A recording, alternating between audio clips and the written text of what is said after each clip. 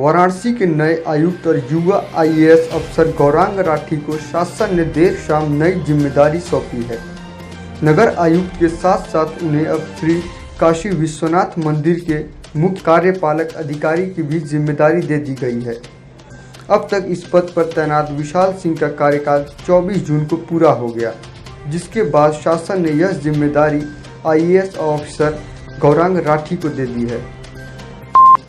वाराणसी के SP crime Gyanendra नाथ प्रसाद का तबादला कर दिया गया है। ज्ञानेंद्र नाथ प्रसाद को इटावा में नई नियुक्ति दी गई है। शासन की ओर से हुए तबादलों में वाराणसी के कई पुलिस अधिकारियों का गैर जनपद ट्रांसफर हुआ है। एसपी क्राइम ज्ञानेंद्र नाथ प्रसाद ने पिछले 3 वर्षों से वाराणसी में क्राइम के ग्राफ पर काफी हद तक अंकुश लगा रखा था। जनपद के पुलिस कप्तान प्रभाकर चौधरी लगातार शिथिलता और अनुशासनहीनता बरतने वाले पुलिस कर्मियों पर नकेल कस रहे हैं। इसी क्रम में अपने औचक निरीक्षण में चेतगंज थाने पहुंचे एसएसपी प्रभाकर चौधरी ने ड्यूटी से अनुपस्थित रहने पर एक सिपाही को तत्काल प्रभाव से लाइन हाजिर कर दिया है।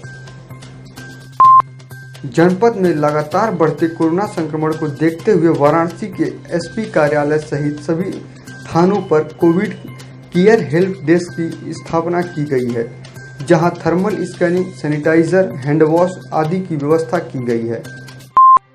नगर आयुक्त के निर्देश पर नगर प्रवर्तन दल की 2 टीमें शहर भर में घूमकर अवैध प्लास्टिक और अनलॉक 1 के नियमों का उल्लंघन करने वालों पर कार्यवाही कर रही है।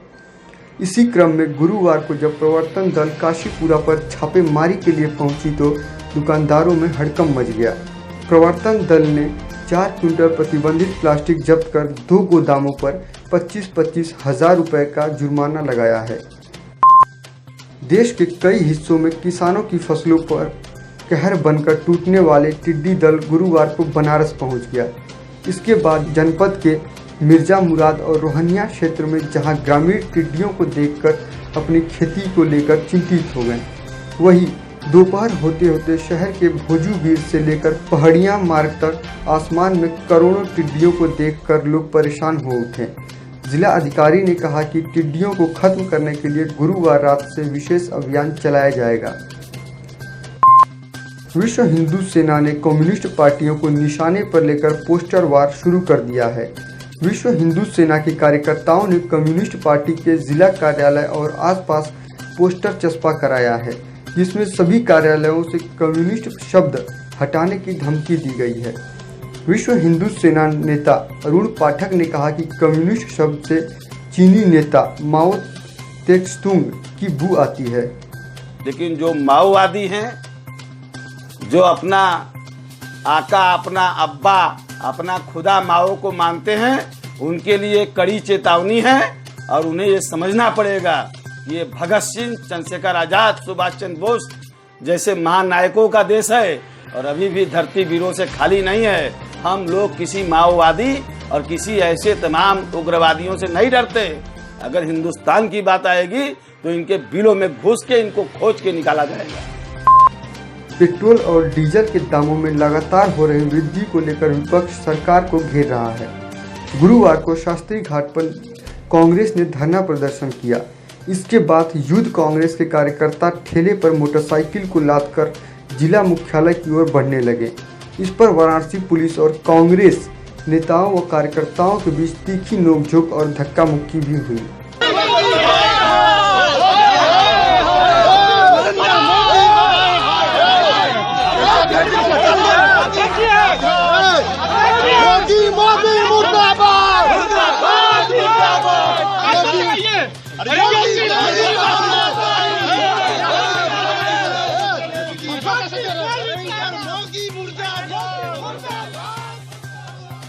सत्तर साल में पहली बार ये भी मुमकिन हो गया कि डीजल का दाम बढ़ गया, पेट्रोल का दाम कम हो गया। मोदी है तो मुमकिन है। और जिस स्पीड से, जिस गति से डीजल और पेट्रोल का दाम बढ़ रहा है, अपने आप में महंगाई है, अपने आप में भूखमरी है, अपने आप में मंदी है और ये लगातार बढ़ता जा रहा है। स्थिति बहुत भयावह होती जा रही है। कांग्रेस कार्यकर्ताओं ने वरुणा नदी स्थित शास्त्री घाट पर गुरुवार को पोल खोल अभियान के तहत केंद्र व राज्य सरकार पर भ्रष्टाचार का आरोप लगाते हुए विरोध प्रदर्शन किया। कांग्रेस ने सरकार पर भ्रष्टाचार का आरोप लगाते हुए जांच कराने की मांग की है। उन्होंने कहा कि ये सरकार भ्रष्टाचार मुक्त नहीं बल्कि भ्रष्टाचार युक्त है। सरकार का मंत्री परेशान हो तो आम जनता और आम जो अन्य राजनीतिक दल हैं उनकी बात ही अलग है। जब मंत्री परेशान है सब इस भ्रष्ट सरकार से, भ्रष्ट मुख्यमंत्री प्रधानमंत्री से, तो हम सब लोग सड़क पर बैठे हैं कि शिक्षा विभाग हो, PWD हो, पशुधन हो, जो लगातार ये भ्रष्टाचार और बेईमानी के आ रहे हैं, प्रकरण आ रहे हैं, इसकी तत्काल न्यायिक जांच कराएं। हाईकोर्ट के, उच्च न्यायालय के माननीय न्यायाधीश से इसकी जांच कराई जाए। इसके लिए कांग्रेस पार्टी आज यहाँ धरने पर बैठी है। वाराणसी में गुरुवार को 16 नए कोरोना पॉजिटिव केस सामने आए हैं। इसके साथ ही जिले में कुल 6 नए हॉट स्पॉट बनाए गए हैं। बनारस में अब हॉट स्पॉट की संख्या 195 हो गई है। इनमें से एक्टिव हॉट स्पॉट की संख्या 84 है।